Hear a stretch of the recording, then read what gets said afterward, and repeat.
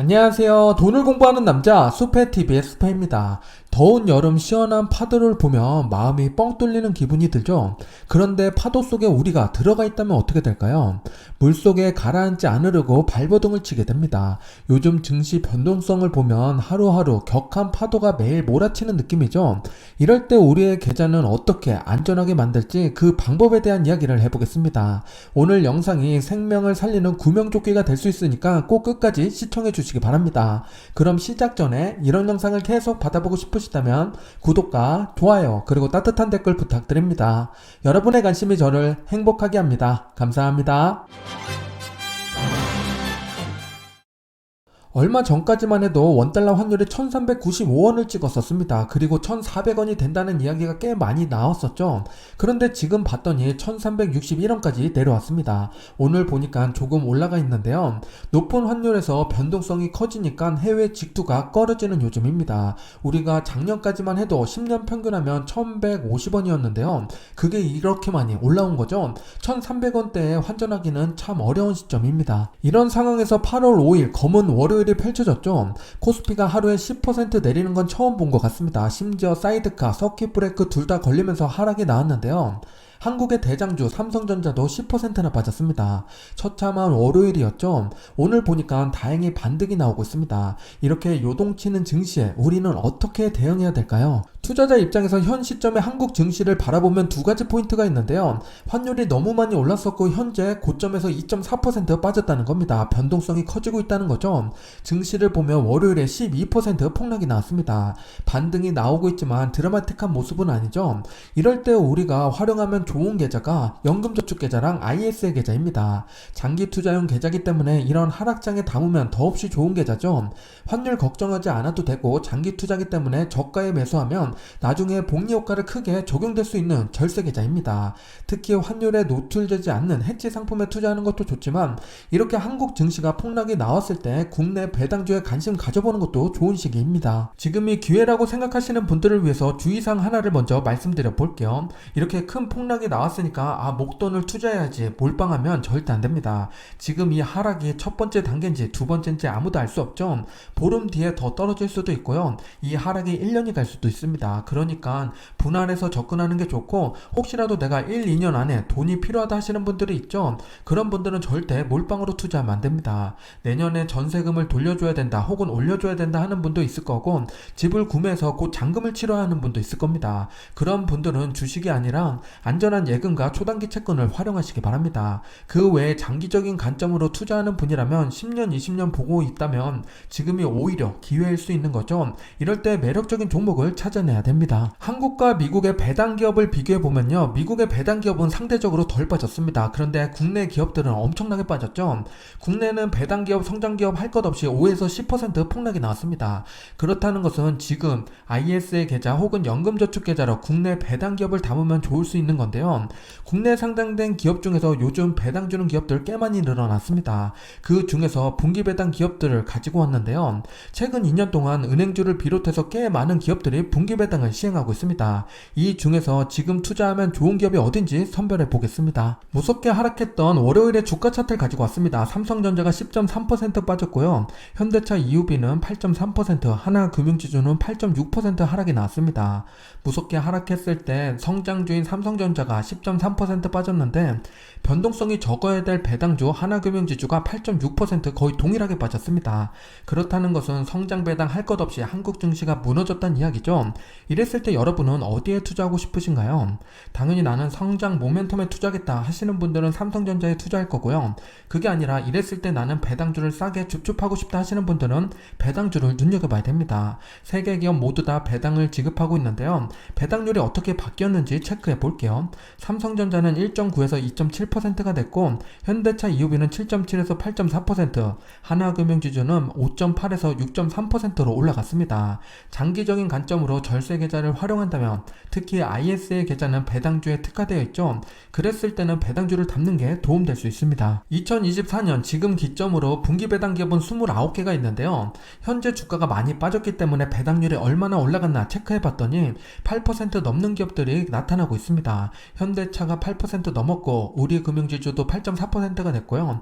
K카는 9%입니다. 그런데 우리가 투자를 할 때 배당률만 보고 투자하면 안 되겠죠? 이 29개 기업 중에서 어떤 기업이 더 매력적인지 지금부터 분별해 보겠습니다. 29개의 기업이 궁금하신 분들은 이 화면을 캡처해서 활용하시면 되고요. 나중에 다른 기업이 많이 떨어졌다, 매출이랑 순이익이 좋다 하시면 그때 매수하셔도 됩니다. 이 데이터를 갖고 계시면 나중에 활용할 수가 있습니다. 첫 번째 필터링으로 배당 삭감을 볼 겸, 배당 기업이니까 배당을 삭감한 이력이 있으면 좋지 않겠죠?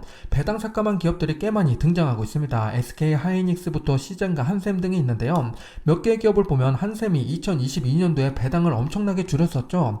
우리금융지주도 좀 안타깝지만 2022년도에 1130원이었는데 1000원으로 감소했습니다. 2024년도에 다시 올라가긴 하지만 나중에 언제 또 배당 삭감할지 모르는 기업이니까 이런 건 제외하는 게 좋습니다. 두 번째 필터링으로 조금 더 강도를 높여서요, 배당 삭감이 아니라 배당을 동결한 기업도 필터링해 보겠습니다. 최근 4년 중에 한 번이라도 배당을 동결했다면 그것도 좋은 기업은 아니죠. 매출과 순이익이 늘면 당연히 배당금도 올려주게 되어 있습니다. 삭감하거나 동결한 기업들은 제외하는 게 좋은데요. 아쉽게도 삼성전자는 2021년, 22년, 23년 3년 동안 배당금이 동일했습니다. 그리고 CJ제일제당을 보면 2022년에서 3년도 넘어갈 때 배당을 동결했죠. 이런 기업도 과감하게 제거했습니다. 마지막 필터링으로 실적을 체크해 보겠습니다. 실적 면에서 매출과 순이익을 봤는데요. 매출과 순이익이 한 번이라도 감소했다면 우리에게 주는 배당금이 줄어들 가능성이 높습니다. 매출과 순이익 관리도 중요한 포인트인데요. 그걸 제거했더니 남은 기업이 몇 개 없죠. 우선 제거한 기업 중에서 두 개만 짚어보면요. KB금융이 좀 아쉬운 면이 있는데요. 2022년도에 감소하는 모습을 보여줬지만 3년도, 4년도 꾸준히 증가할 걸로 예상되고 있습니다. 그리고 KT도 23년도에 좀 주춤했는데 다시 24년도부터 올라가기 시작하죠. 이런 기업들은 잘 봤다가 나중에 투자하셔도 좋습니다. 하지만 지금 우리가 필터링 대상에서는 꼼꼼하게 봐야 되니까 이런 걸 모두 제외하고 났더니 SK텔레콤이랑 현대차밖에 남지 않습니다. 29개의 분기배당 기업 중에서 매출과 순이익 그리고 배당 측면에서 괜찮은 기업을 추려봤더니 SK텔레콤이랑 현대차밖에 살아남지 않았습니다. 좀 아쉬운 감이 있어서 금융주에서 요즘에 잘나가는 기업을 하나 가지고 왔는데요. 하나금융지주입니다. 이렇게 3개의 기업을 뽑았는데 현대차는 왜 현대차가 아니라 EUB를 가져왔냐? 배당금을 좀 더 주기 때문입니다. 그럼 이 3개의 기업을 조금 더 자세히 살펴볼게요. 첫 번째로 SK텔레콤을 볼게요. 왼쪽은 5년간의 주가 차트인데요. 2021년도에 격하게 상승이 나왔었죠. 그때 보면 2021년도에서 2년도 넘어갈 때 매출과 이익이 엄청나게 증가했습니다. 특히 이익 성장이 좋았었고요. 그리고 2022년도에서 3년도, 4년도 넘어갈 때도 꾸준히 상승하고 있는데 주가는 많이 빠졌었죠. 거품이 좀 빠졌다고 볼 수가 있습니다. 상대적으로 더 저평가된 구간까지 갔었고요.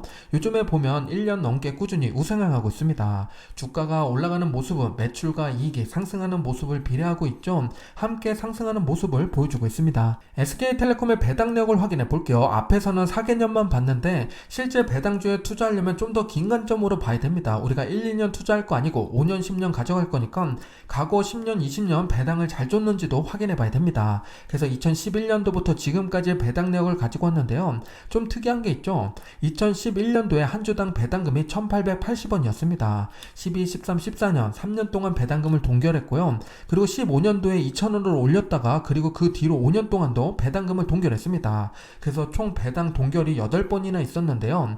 현재 배당률이 6.79%, 6.8%라고 하면 앞으로 배당금을 인상해 줄 수도 있지만 동결할 수도 있겠구나라고 생각하셔야 됩니다. 다행인 것 중에 하나는 배당 컷을 진행하지 않았다는 거죠. 그럼 앞으로도 배당 컷은 없을 수 있다고 생각하시면 좋습니다. 그럼 나는 지금부터 6.8% 정도 배당 받으면서 배당 올라가면 좋고 안 올려도 좋다, 이런 생각으로 투자하시는 게 SK텔레콤입니다. 두 번째 기업으로 현대차를 볼게요. 최근 5년 동안의 주가를 보면 정말 드라마틱하게 상승이 나왔죠. 제가 커뮤니티 뉴스로도 현대차 매출 이익 정말 많이 올라가고 있다고 말씀을 드렸는데요. 오른쪽에 매출과 이익을 보면 실제로 엄청난 성장을 했습니다. 그래서 주가가 많이 올랐고 그 오른 만큼 배당금을 지급해지고 있는 거죠. 현대차보다 지금 현대차 EUB가 배당금을 더 주는 건 배당을 목적으로 만든 종목이기 때문입니다. 그럼 실제로 배당을 어떻게 주고 있는지 체크해 볼게요. 2011년부터 지금까지의 배당 내역인데요. 오른쪽을 보면 역시나 배당 성장을 많이 하고 있지만 가운데 봤더니 배당 동결하는 횟수도 꽤 있습니다. 5년 동안 배당금을 동결했고요. 내가 지금 투자해서 8.4%의 배당을 받지만 앞으로 5년 동안 배당금이 동결될 수도 있습니다.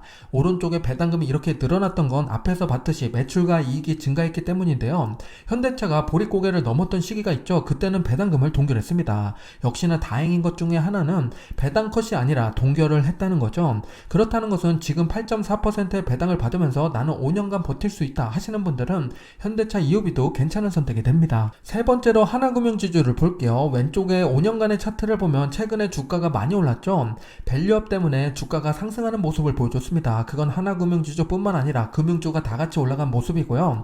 오른쪽에 매출과 이익을 보면 2023년도에 좀 아쉬운 모습을 보여줬는데요. 금융주가 전반적으로 이때 하락을 했습니다. 그리고 2024년도에 다시 상승할 걸로 보이는데 이익이 꽤 많이 늘어나죠. 5.2조 달러나 됩니다. 그렇다는 건 앞으로 우리에게 주는 배당도 늘어날 수 있다는 거죠. 좋은 관점으로 보시는 게 좋습니다. 하나금융지주의 배당 내역을 체크해 볼게요. 아쉽게도 배당 컷을 3번이나 진행했었는데요. 2012, 13년 그리고 2020년도입니다. 2020년도에는 팬데믹 때문에 실적이 좋지 못하니까 이렇게 떨어졌던 거죠. 이렇게 실적이 좋고 나쁘고에 따라서 배당을 더 지급하거나 덜 지급하는 게 금융주입니다. 하나금융지주뿐만 아니라 다른 은행주도 다 비슷한 모습이고요. 그 대신 좋은 것 중에 하나가 실적이 좋으면 좋을수록 배당금을 더 주죠. 그래서 배당이 차곡차곡 올라가는 계기가 됩니다. 앞에서 봤던 두 개의 종목은 배당을 한참 동결하다가 많이 올려주고 동결하다 많이 올리는 형태인데 금융주는 배당금을 차근차근 성장시켜 나갑니다. 그래서 배당 성장률 1년 평균을 봤더니 14.7% 꽤 높죠. 현재 기준으로 배당률은 6.34%입니다. 세 개 종목의 배당 내역을 체크해 봤으니까 실제로 투자하면 얼마의 배당이 나오는지 지금부터 계산해 보겠습니다. ISA 계좌에 월 50만원씩 투자했다고 가정해 보겠습니다. 각각 투자했을 때 얼마나 배당금을 지급하나 체크해 봤는데요. ISA 계좌는 배당금이 배당소득세 떼고 나오는 게 아니라 모두 다 나오죠. 그걸 감안해서 계산해 보면 1년 차이는 월 배당금 기준으로 3만원, 3만원, 4만원입니다. 현대차 EOB만 배당률이 높아서 월 4만원 정도 나오죠. 분기 배당이지만 계산하기 편하게 월로 환산했습니다. 5년차가 됐을 때 21만원, 24만원, 33만원이 나오고 10년차가 되면 배당금이 더 벌어지죠. 왜냐면 그 배당금을 재투자했을 때 배당 성장률이 높으면 높을수록 뒤로 갈수록 성장성이 더욱더 커지게 됩니다.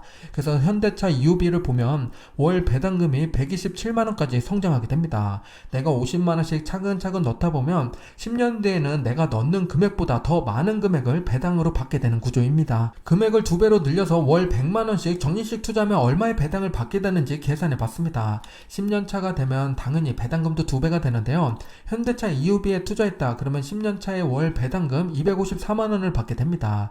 그리고 우리가 ISA 계좌의 특징 중에 하나가 3년마다 절세 효과를 톡톡히 누릴 수 있다는 거죠. 이때마다 해지하는 게 좋은데요. 가끔 질문으로 이 해지할 때 목돈이 생기는데 그걸 다 재투자할 수 없다라고 말씀해 주시는 분들이 있습니다. 맞습니다. ISA 계좌는 1년에 2천만원까지 밖에 넣지 못하고요. 여기 해지했을 때 이 금액은 연금저축으로 이동하시면 됩니다. 그러면 다시 공제 받을 수가 있고 ISA 계좌 다시 가입할 때는 월 100만원씩 추가로 여기다 넣으시면 됩니다. 그러면 ISA 계좌뿐만 아니라 연금저축도 더 많은 돈이 불어나게 되는 구조죠. 그런 식으로 활용하면 좋은데요. 관련돼서 궁금하신 내용이 있다면 오른쪽 위 링크를 참고해 주시기 바랍니다. 목돈 투자했을 때를 말씀드려 볼게요. ISA 계좌 최종으로 넣을 수 있는 금액이 1억원이죠. 1억원 이상 들어가지가 않습니다. 그리고 5년까지 모아야 1억을 채울 수가 있는데요. 내가 4년차다 그러신 분들은 내년까지 모아가시면 1억원을 채울 수 있습니다. 내가 지금 1,000만원 밖에 넣지 않았다면 9천만원을 한 번에 넣을 수 있는 거고요. 이렇게 1억원을 SK텔레콤에 투자하면 1년차의 월 배당금이 57만원입니다. 세금 안 떼고 그대로 들어오게 되고요. 이 1억원을 추가 투자 금액 없이 가만히 계속 복리로 굴리다 보면 10년차의 월 배당금이 142만원까지 증가하게 됩니다. 이렇게 복리로 굴리는 것도 좋은 투자가 되는데요. 그런데 SK텔레콤은 단점이 하나 있죠. 2011년도부터 지금까지 봤더니 배당을 동결한 경우가 있습니다. 그 동결 시기를 견뎌야 되는 거고요. 그 동결까지 감안하고 계산한 게 월 142만원입니다. 그래서 동결하더라도 꾸준히 투자하다 보면 내 배당금이 점점 늘어나는 재미를 느낄 수 있게 됩니다. 1억원을 현대차 EOB에 투자하면 어떤 일이 벌어지는지 보겠습니다. 1년차에는 월 배당금 70만원을 받게 되고요. 그걸 꾸준히 굴리다 보면 10년차에는 386만원이 됩니다. 배당금이 꽤 많이 증가하는 걸 볼 수가 있죠. 앞에 말씀드렸던 SK텔레콤과 동일하게 배당 동결이 있을 수 있으니까 참고해 주시기 바랍니다. 마지막으로 1억 원을 하나금융지주에 투자하면 어떤 일이 벌어지는지 볼게요. 1년차에 월 배당금 53만 원을 받게 되고요. 하나금융지주뿐만 아니라 앞에 말씀드린 기업들 모두 다 분기 배당인데 월 배당으로 편하게 말씀드리고 있는 겁니다. 10년차까지 꾸준히 배당금을 재투자하다 보면 10년차에 235만원까지 받을 수 있게 됩니다. 그런데 하나금융지주는 좀 특이하게 배당 삭감이 있을 수 있죠. 그래서 나는 스트레스를 좀 덜 받는 스타일이다 하시는 분들은 배당 삭감이 있더라도 하나금융지주에 투자하는 것도 방법이 됩니다. 각자 투자 스타일에 맞춰서 투자 방법을 생각해 보시기 바랍니다. 1억 원 목돈 투자를 정리해서 말씀드려 볼게요. 3개의 기업에 1억 원을 투자했다. 그러면 10년차에 우리가 받는 월 배당금이 142만원에서 454만원으로 증가하게 됩니다. 꾸준히 복리로 굴렸을 때의 이야기죠. 그리고 여기서 우리가 주의해야 될 것 중에 하나가 ISA 계좌는 1억 원 한도기 때문에 여기서는 해지하고 다시 하는 게 아니라 꾸준히 길게 가져가는 방식입니다. 내가 금융소득 종합과세 대상자다. 그러면은 해지하면 안 되겠죠. 이걸 길게 가져가면 이렇게 복리로 누릴 수가 있습니다. 복리로 누리면서 세금 혜택도 받을 수 있는 거니까 좋은 방법이 되겠죠. 혹은 연금저축으로 투자해도 괜찮습니다. 그리고 이렇게 투자할 때 우리가 조심해야 될 것 중에 하나가 중간에 배당 컷 혹은 배당 동결할 수 있겠구나라고 생각하셔야 됩니다. 그리고 이렇게 보고 나면 당연히 현대차 EUB에 투자해야지라고 생각할 수 있는데요. 지금은 현대차가 매출과 순이익이 증가하는 추세인데 앞으로 5년 뒤, 10년 뒤에는 그렇지 않은 시기도 있겠죠.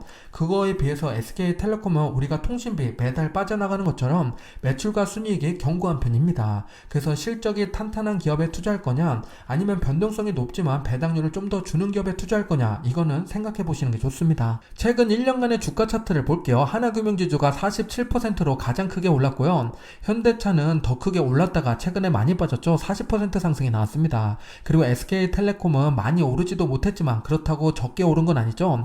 1년 동안 12% 성장이 나왔습니다. 그래서 나는 변동성을 가져갈 건지 아니면 안정적으로 투자할 건지 체크해 봐야 됩니다. 월요일 하락했을 때 분기 배당 기업의 주가를 보면요. 현대차 EUB는 8.3% 하락이 나왔고 SK텔레콤은 4.2%, 하나금융지주는 8.6%입니다. 이렇게 빠졌다가 지금 8월 6일 오전에 다시 봤더니 반등하고 있는데요.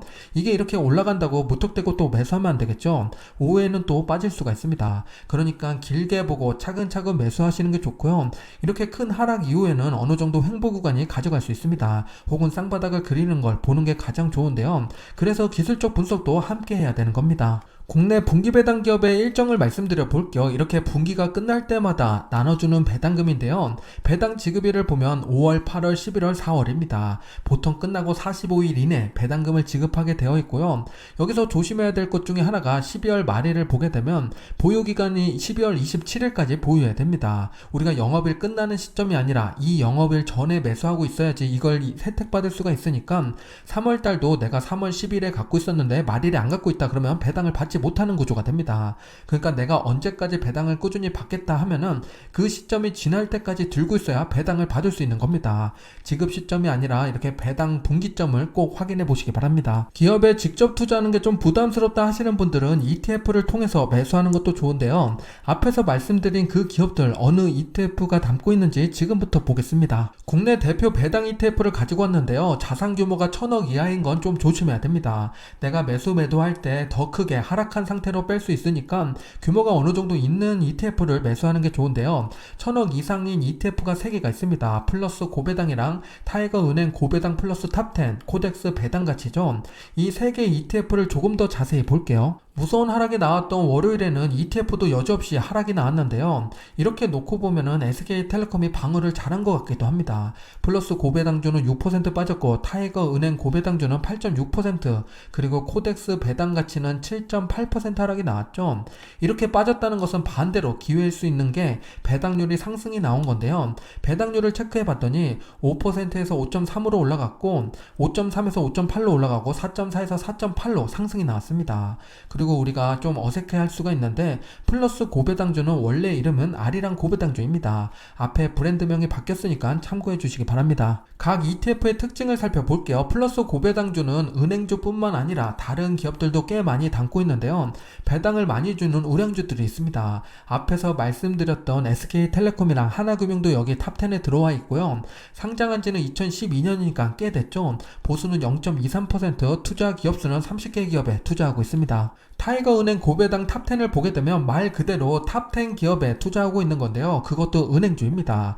은행주 5개에 힘줘서 투자하고 있는데요. 이 5개가 15%씩 투자하고 있는데 지금 증시에 따라서 조금씩 변동이 있는 상태입니다. 신한지주, 의리금융, 하나금융, 기업은행, KB를 담고 있는데 앞에서 말씀드린 하나금융이 여기에 들어가죠. 그리고 상장일을 봤더니 2023년 10월입니다. 상장한 지 1년도 안 됐는데 자산 규모가 2,500억인 건 꽤 괜찮은 거죠.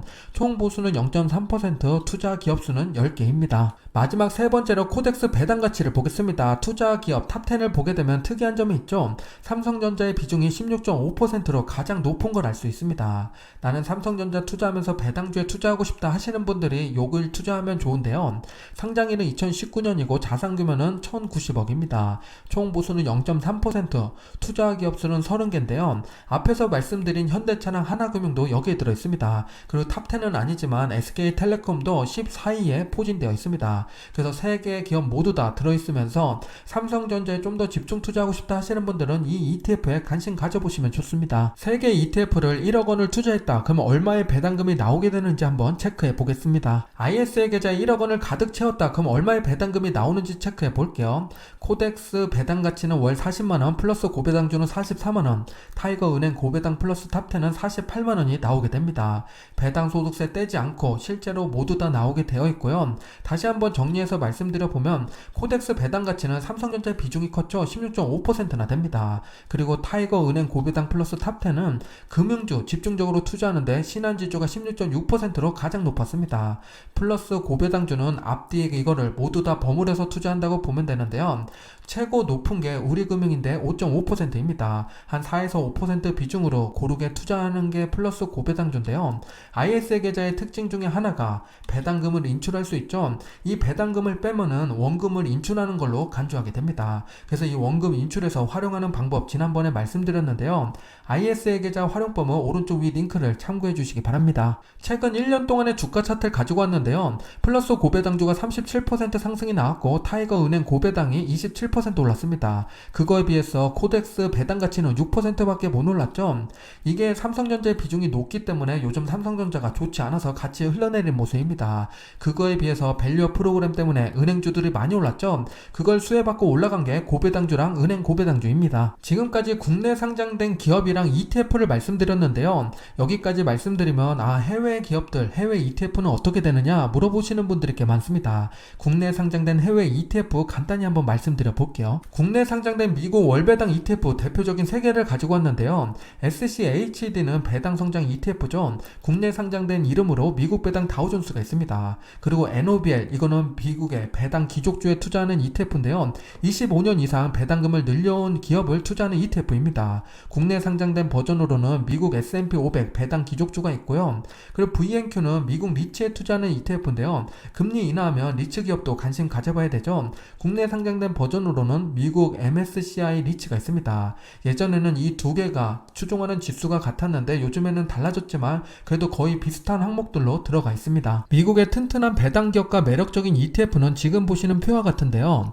수패의 배당책에 나오는 종목들입니다. 금리 인하가 시작되면 성장주보다 배당주가 매력적인 순간이 찾아오는데요. 하나를 선택하기보다는 자산 배분 차원으로 양쪽을 모두 투자하는 게 좋습니다. 책 갖고 계신 분들은 이번 기회를 통해서 매력적인 종목을 발굴해 보시기 바랍니다. 추가로 인사이트가 되는 내용 하나를 공유 드리겠습니다. 오늘 새벽 미국 증시 현황을 가지고 왔는데요. 한국뿐만 아니라 미국도 처참하게 하락했습니다. 여기서 우리는 기회를 찾아야 되는데요. 어떤 기회냐면 이렇게 크게 하락하는 시장에서 올라가는 기업들이 있습니다. 그렇다는 것은 실적이 좋게 나왔거나 아니면은 이제 더 이상 빠질 게 없다 하는 기업들이 상승하기 시작합니다. 그런 기업들을 눈여겨보시면 좋은데요. 지금 표시한 기업들 뿐만 아니라 내가 투자하는 기업 중에서 어제 얘는 왜 안 빠졌지 하는 기업 실적이 잘 나왔는지 체크해 보시기 바랍니다. 그리고 새벽에 나온 팔란티어의 실적을 보면 정말 좋게 나왔는데요. 시간외에서 12% 상승 중에 있습니다. 그렇다는 건 AI가 실적에 반영되고 있다는 거니까